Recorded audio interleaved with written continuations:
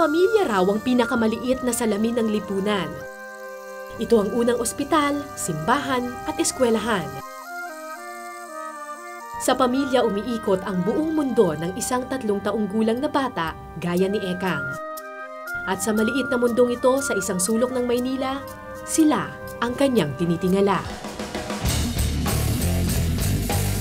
Si Alan ang tatay ni Ekang. Pedicab driver sa umaga, hold-upper sa gabi. Okay, Gisa, punta ko na. Ngayon lang ako naka-extra eh. Lang. Ito. Nga pa yata. Ngayon lang. Ano? Si Wala, Petra? 2 pasahero lang ako. Labas mo na, wala dyan yan. Sel mo, bulong yun. Si Melay ang nanay ni Ekang. Nano yan oh. Sumasideline bilang pick-up girl noon, runner na ng shabu ngayon. Tingin mo ako. Walang itlog, tsaka sa tinas. Oh. Si Benji ang 15 anyos na tiyuhin ni Ekang, second year high school pero laging napapatrobol.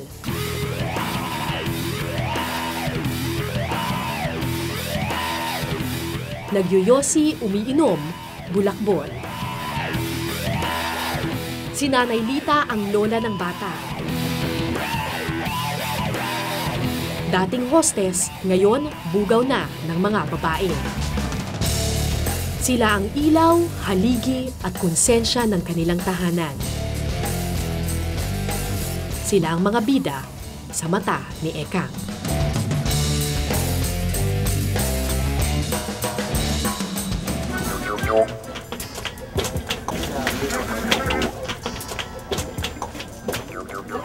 Ito ang tahanan ni Ekang. 2 palapag na tigi-1 dipa ang lapad. 6 silang nagsisiksikan sa dampang ito. Masikip na nga para sa kanila, dadagdagan pa ng maraming bisita. 24 oras na bukas ang bahay ni na Ekang. Bukas sa kahit sinong may bisyo.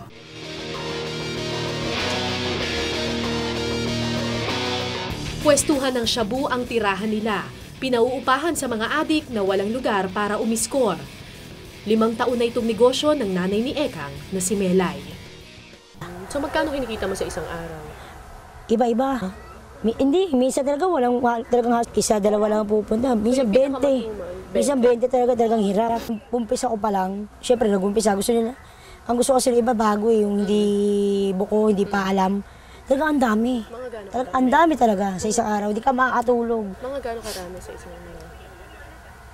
Ang dami talaga. Super talaga. As in, madami. Oo, mga ganun. Mga ganun siguro. Talagang hindi ka makakatulog eh. Kahit tulog ka na, kakatuking ka eh. Kaya pag hindi mo pinagbuksan eh. Kaya takutin ka pa. Sige, ayaw mo kami patuloyin. Susubong ka lang sa polis. Sila pa nananakot ngayon. Pero ngayon, ako nananakot. Ayaw niyo pumunta. Sige, tuturo kayo dyan. May para lang kumita kami sa mga direksyon pambili ko ng bigas. Patay mo si baby, kukunin nila si baby. Bukod sa pagpapapwesto, runner at minsan nagbebenta na rin ng shabu si Melay. Kapag may sobra, nakikibatak siya. Kapapanganak lang ni Melay 2 linggo makaraan. Pero tuloy ang bisyo. Sa edad na 3, hindi na sikreto kay Ekang ang lahat ng ito.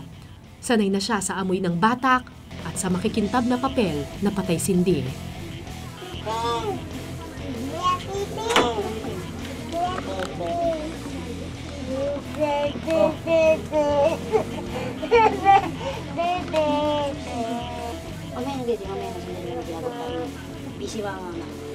Ayoko lang din lang makita niya.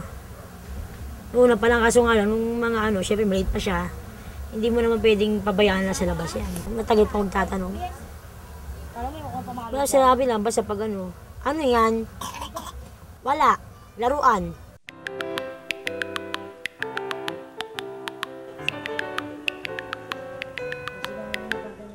Pero hindi raw dating ganito ang buhay nila. May kaya raw noon ang pamilya ni Melay. Kwento mo sa akin yung buhay niyo dati. Dati? Pahiga-higa lang, ganyan. Tatawagin lang para kumain. May nagdala pa para sa amin. Pero saan to? Saan lang yung Pilipino? Tanda ko pa, di ba? Na yung Pilipino to? Talagang pasyal kayo ng pasyal. Yung mga itsura, di ba? Kung anong mauso nung dati, meron kami. Kung anong Teddy bear glasses o teddy bear lock. Kung pare-parehas meron kami, pati the outfit kailangan pare-parehas. May isang hilera raw sila ng mga apartment noon. Ngayoy, isang kwarto at banyo na lang ang natira. Nagsimula silang maghirap nang magkasakit ang lola ni Melay at namatay ang kanyang tatay. Dahil di sanay sa pagbabanat buto, unti-unting naubos ang pondo. Pumasok sa mundo ng prostitusyon ang nanay niya. Malit pa lang, mulat na ako, alam ko na eh. Kumbaga gets ko na. Hindi na ako nagtanong sa kanya. Alam ko na. Yung mga kwentuhan pa lang nila, hindi ko na kailangan itanong. Understood na sa akin, tsaka hindi ko na kailangan masama ganun yung magulang ko. Pasalamat ako. Kahit gaano pa karami trabaho, ang mahalaga, tinaguyod ako ang magulang ko. Diba? Hindi ko na tinatanong. Tanggap po na. Pagdaan ng panahon, si Melay na ang natutong dumiskarte sa kalye. Alam ba ng nanay mo na nang-customer ka? Hindi niya alam. May gusto kong bilhin. Sinabi sa nanay mo eh. Di ba yung nanay mo? Kasi ayoko magagalit siya. Magagalit syempre, nasa piso. Baka ang ano, magagalit talaga dahil sabihin, ginagaya pa, di ba? O ano. O gusto pa sumunod sa yapak. O parang ganun. Sa mundo ng prostitusyon niya nakilala ang droga. Pagkatapos noon, padilim na ng padilim ang kanyang naging buhay. Nalulung sa bisyo, di ang pag-aaral, maagang nabuntis. Ngayong may asawa at anak na si Melay, di na niya pinauupahan ang sariling katawan, pwesto na lang ng shabu ang paupahan. Anong gagawin ko? Buntis. O makasayaw ba ako? Sabi sideline. Makakapag ano ba? Makahanap ba ako ng mga ano, yung sabihin, customer ganyan, pamisa-misa, wala rin, di ba? O. Tsaka ganyan, saan ako kukuha ng ano? Wala rin trabaho asawa ko. Baga, ayun, ginarin na lang din namin. Tsaka nakita, maganda eh. May pupasok yung pera eh. O, tapos nakakalibre ka pa. Sa kabila ng lahat ng ito, naniniwala si Melay na hindi siya maaaring husgahan na pabayang ina. Lahat daw ng ito ay para sa kanyang anak. Papakay ko anak ko, nabibilang ko. Yung fairness, kahit pa paano. Kahit pa isa-isang piraso na bit o paggatas-gatas man. Napapatikim ko yung anak ko. Chocolate, kahit pa paano na ano, pag kumikita ako dyan. Hindi ko sabihin na binibisyo ko rin. Lahat. Hindi. Bili mo ako isang Winston, dali na. Dali, sa Sunnybar. Winston. Sa Hannibal. Yan na, bibili na si Ethan. Dali na, Winston, Honeybar. Okay, pila doon. Honeybar, Han Winston. Isang Winston lahat, tas isang Hannibal.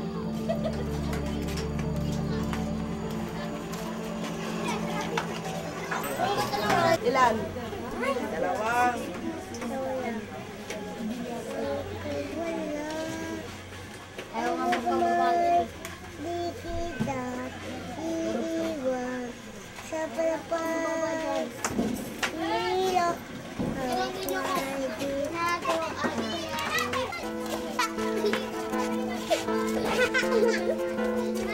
Sala! Ikaw, siko. Ba't ang tagalin mo? Wow! Biscuit pa binili mo ha. Labag na daw, labag na. Bata na yan. Yummy.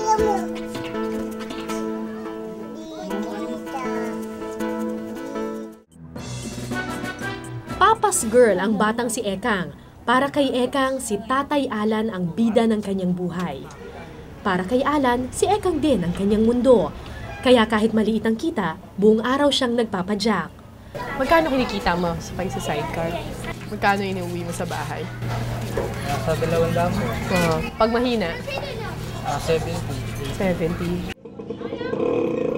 70 pesos ang boundary nila. Minsan wala siyang naiuwi sa pamilya. Kaya pag mahina ang biyahe, kailangan dumiskarte. Ang hindi alam ni Ekang, pagtulog na siya sa gabi. Ang kanyang bida ay nagiging kontrabida. Pre, saan tayo pupesto? Marami ba tayong makukuha dyan? Pang-hold up ang sideline ni Alan. Paano yung modus operandi? Paano yung kilo? Pag may dumaan po na ano, meron silang makita makukuha, agawin nila. Katulad na yun? mga cellphone, pintas, yun. Kano ang kita doon? Meron din po mga 1.5. Sa kabilang kalye, ang lola naman ni Ekang ang dumidiskarte. Nung mas bata-bata pa siya, gabi-gabing tambay sa mga kalsadang ito si Aling Lita. Nag-GRO kami dito sa 977. Nakita mo yung litrato ko doon sa may contamination, mahaba buhok ko doon. Doon ako gano'n itsura ko doon, payat ako, sexy. Kahit ngayong matanda na siya, kumukuha pa rin ng customer si Aling Lita. Kailan kayo huling ng customer? Nung last December. Last December lang? Ilang taon na kayo nun? 45. 40, bali 45? May kumuha pa sa inyo? Kasi matanda naman siya sa akin. Oo. Mga 50 na siya may git. Buti kong bata kasi parang ko na rin siya. Pagkano binayad sa inyo? 1,000. Ako kay babae? 300. Ang alam ni Ekang, tindera ang lola niya. Tindera nga, pero kakaiba ang paninda. Ayaw mo kumuha ng iba? Marami namang game dyan. Bigyan kita ng game si Jackie. Bigyan kita ng game si Jackie. Kahit 3 oras, okay. Bugaw na si Aling Lita ngayon. 300 pesos kada babae, 100 pesos ang komisyon niya. Nagtapos ng secretarial course si Aling Lita. Sa totoo lang, di raw niya gusto ang mundo ng prostitusyon. Pero nang mamatay ang asawa, ito lang ang naisip niyang paraan upang masustentuhan ang pangangailangan at luho ng kanyang mga anak. Gusto ko mabigay ko ng luho ni Jingjing. Gusto ko pag may nagustuhan ako, mabibili ko. Mapasok ako sa club. Nausap ako napaupo. Kaya ganun na lang ang galit niya nang makita niyang nakatambay sa parehong kalsada ang kanyang sariling anak. Laki yung mata ko. Oh. Ina mo, sabi ko gano'n. Nakita ka na ni Taranta si Jingjing. Yung anak ninyo? Taba yung mama, kasama niya. So may binubugaw kayong babae, tapos biglang nakita nyo pumasok yung anak ninyo? Sa counter walang... Nangong-customer? Hindi ko akalain na hantong sa gano'n. Lalong nagalit si Aling Lita nang malamang lulong sa droga ang anak. Pilit man niyang ilayo sa droga at prostitusyon ang anak. Susunod din pala ito sa kanyang mga yapak. I'll take care of it. Ang bunsong si Benji na lang ang tangi niyang pag-asa. 15 anyos lang ang bata at gusto na niya itong iuwi sa probinsya. Nagsisimula na rin daw kasi itong maging problema. Gusto ko na nga iuwi ng Bacolod. Bakit nyo gustong iuwi ng Bacolod? Para maiwas din sa mga araw-araw nakikita mo nung bad influence. Kaya? Sa pwestuhan nga, nakikita niya araw-araw. Anong kinatatakot nyo? Maging ganun din sa bandang na-influensyahan na rin siya sa ganun. Natikman niya ang ganun. May kasabihan, kung anong puno, siyang bunga. Kung totoo ito, paano na ang kanyang mga apo? Ano ang dala ng kinabukasan para kay Ekang?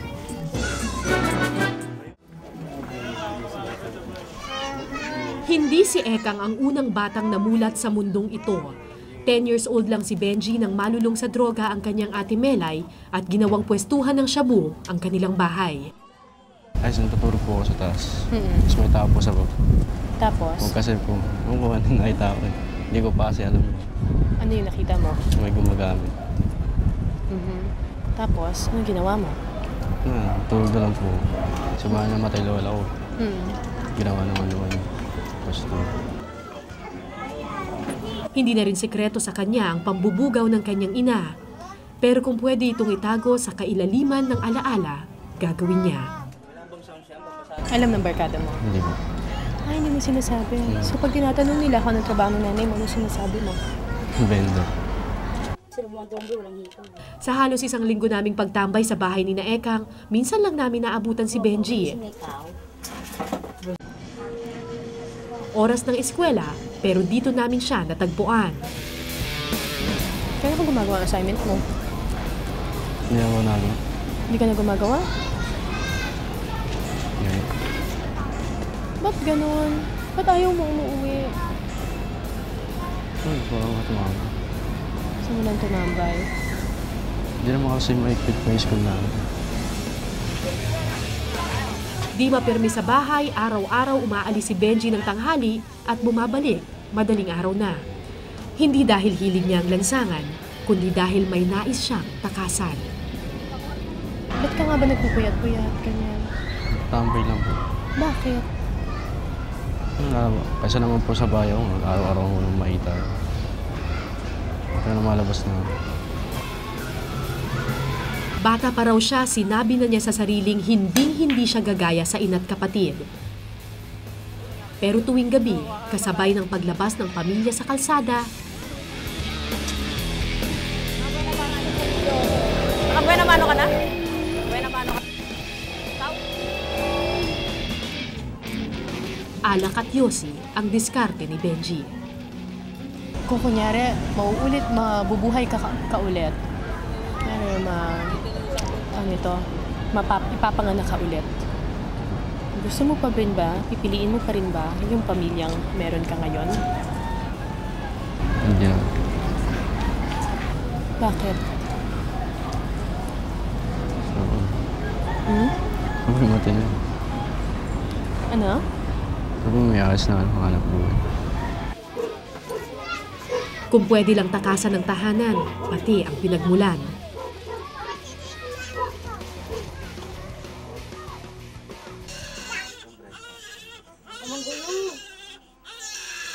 Espesyal ang araw na ito para sa pamilya ni Ekang.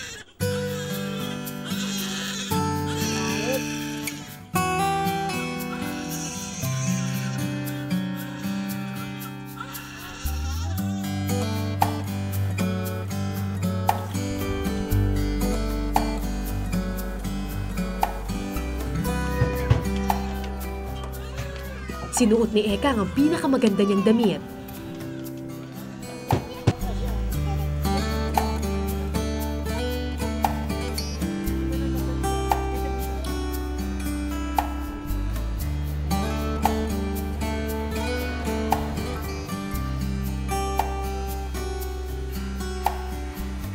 Minsan lang sila mabuo bilang isang pamilya, naganap pa ito sa harap ng altar.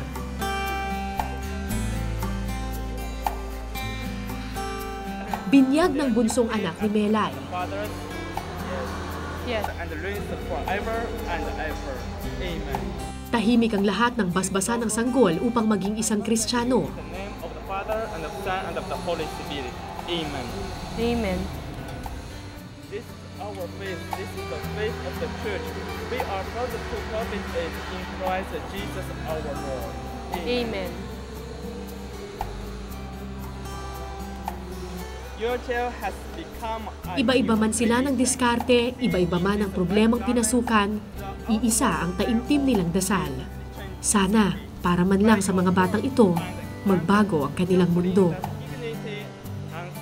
Natatakot ka ba na si Ikang maging katulad mo? Ako, syempre. Pero hindi ayoko, syempre.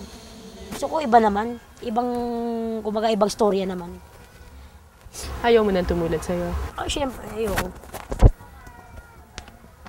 Kung pwede nga lang, sabi ko nga kay nanay, kung pwede nga lang ibalik pag-sermon ako sa kapatid ko. Kung pwede nga lang ibalik Ang alin? yung panahon. Diba? Yung hindi ako nagloko din sa pag-aaral, diba? Hindi yung ganyan-ganyan. Siguro hindi ganyan ang ko. Pero hindi ko talaga ngayon, kapalaran mo ganyan, gawin mo talaga. Talagang mo na lang, labanan mo. Pag nakikita ninyo yung maliit na bata, si Ikang, ano naiisip mo? Hindi, naawa ko dahil kung hindi sila magbago yung magulang nito, wala nang trabaho, kawawa yung napapasan nila, hindi makapag-aral.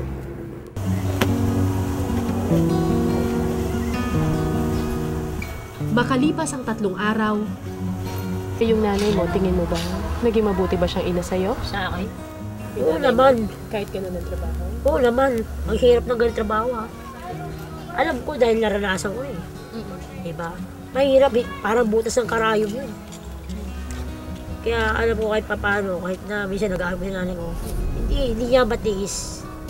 Kung siguro kung ibang magulang lang yun, baka pwede ba yung ganyan kami? So kahit masama yung trabaho? Tanggap ko. Maliit pa talaga ako, tanggap ko yun. Mabuti pa rin na? Oo. Kung alam masamang ina, yung ganyan, yung hirap, pinamimigay yung anak, iniiwan. Yung masama. Eh, yung nanay mo? Hindi na mo naman, kaya tayo hirap, ba't pinamigay ba kami? Diba? Hindi. sama-sama pa rin.